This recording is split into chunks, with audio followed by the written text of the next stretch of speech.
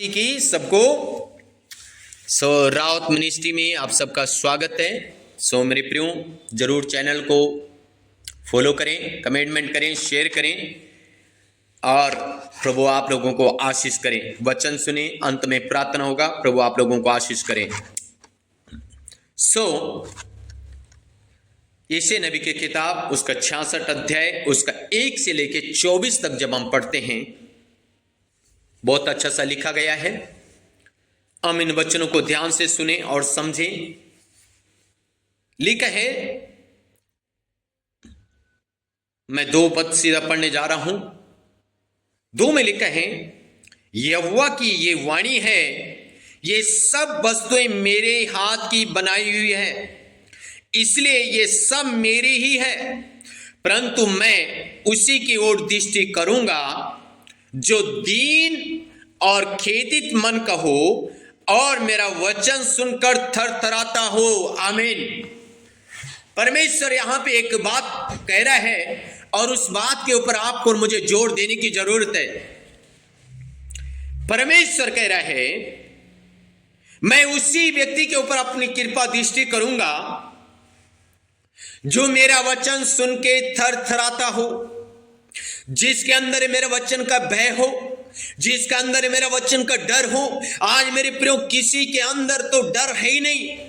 वचन कहता है भाई पाप मत करो, हम पाप पे पाप करी जा रहे हैं। वचन कहता है गाली मत दो, हम गाली पे गाली दे रहे हैं। वचन कहता है झगड़ा मत करो, हम झगड़ा कर रहे हैं। वचन कह रहा है चुगली मत करो, हम चुगली कर रहे हैं।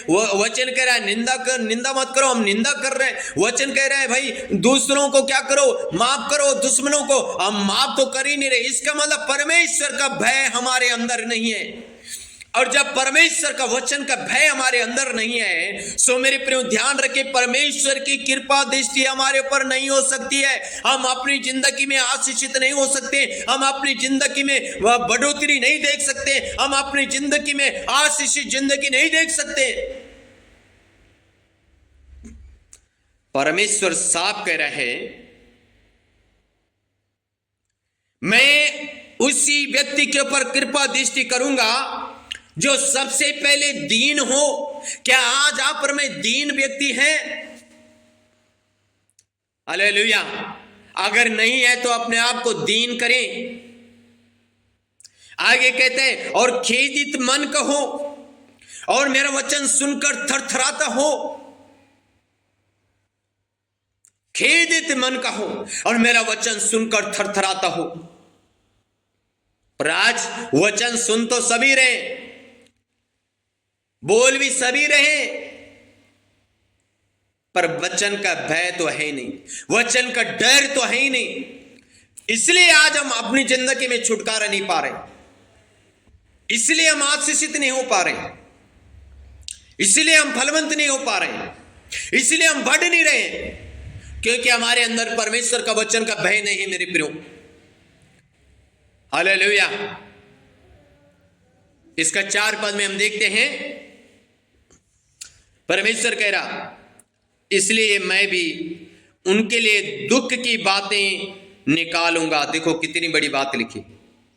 जो मेरे वचन को देख के नहीं डरता, मेरे वचन को देख के नहीं सुनता है, ना भय मानता है, इसलिए मैं उनके लिए भी दुख की बातें निकालूंगा।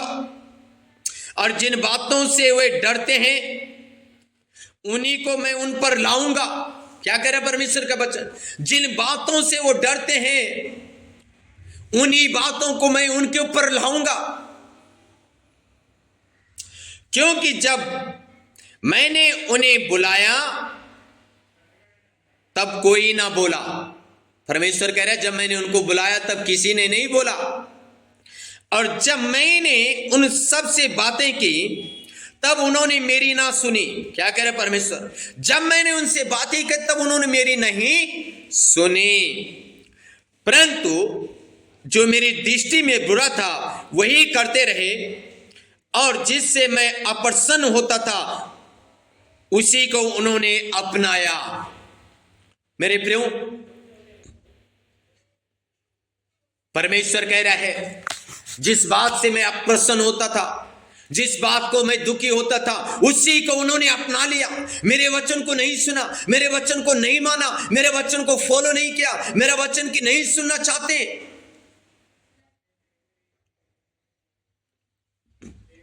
5 पद में लिखा है, तुम जो यहोवा का वचन सुनकर थरथराते हो, यहोवा का वचन सुनो, तुम्हारा भाई जो तुमसे बैर रखते और मेरे नाम के निमित्त तुमको अलग कर देते हैं, उन्होंने कहा है यहोवा की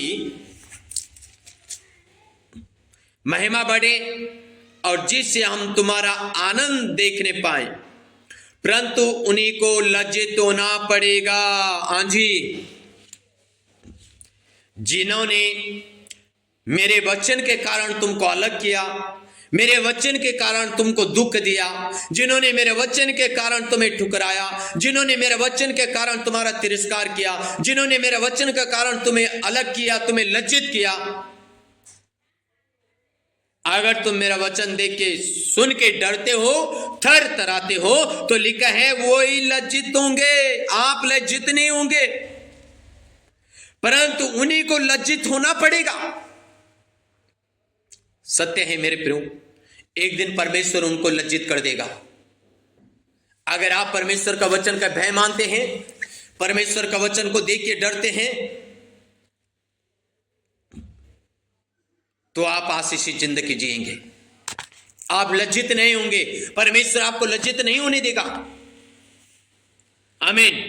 लिखा है 12 से लेके, क्योंकि यहोवा ये कहता है, देखो मैं उसकी ओर शांति की नदी के समान, जाति जाति के धन को नदी के समान के बाढ़ बहा दूंगा, और तुम उसमें से पियोगे, तुम उसकी गोद में उठाए जाओगे और उसके घुटनों पर कुदाए जाओगे।